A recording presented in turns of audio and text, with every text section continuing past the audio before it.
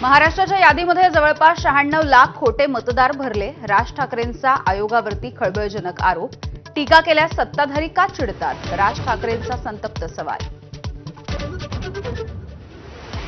राज ठाकरेंकडून पुन्हा एकदा लाव रे तो व्हिडिओ. एबीपीवरील मोदींचं भाषण दाखवत निशाणा, तर विलास बुमरेंचं बाहेरून 20,000 मतदार आणल्याचं भाषण दाखवताना देखील ताशेरे. मुंबईसह महाराष्ट्र अदानीला अंदण देण्याचा डाव. राज ठाकरेंचा सरकारवरती हल्लाबोल. सांताक्रूज विमानतळाची जागाही अदानीला देण्याचा डाव असल्याचाही राज ठाकरेंचा दावा.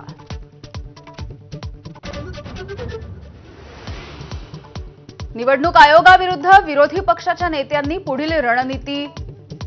लवकरच थोड्याच वेळात सर्वपक्षीय विरोधी पक्षांची पत्रकार परिषद. ठाणे आणि मुंबईमध्ये गद्दारांच्या ठिकऱ्या उडणार. खासदार संजय राऊत यांचा पुनरुच्चार. आनंद दिघेंचा अपमान करणाऱ्यांना सोडणार नाही, असाही इशारा.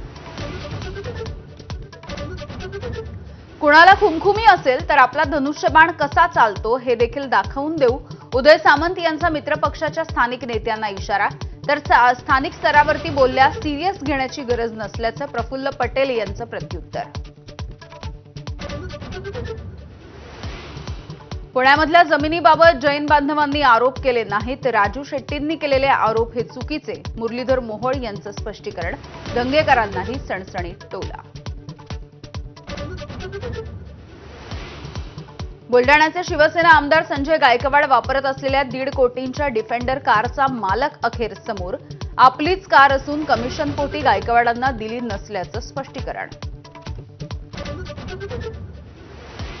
दुसऱ्या धर्मातल्या व्यक्तीच्या घरी जाणाऱ्या मुलींचं तंगडं तोडा. माजी खासदार प्रज्ञासिंग ठाकूर यांचं वक्तव्य.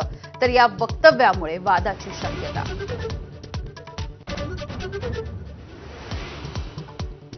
दिवाळीच्या पावन पर्वावरती 26 लाख दिव्यांनी अयोध्या नगरी उजळून निघणार. हनुमानगढीपासून कनक भवनापर्यंत 41 मंदिरांची भव्य सजावट.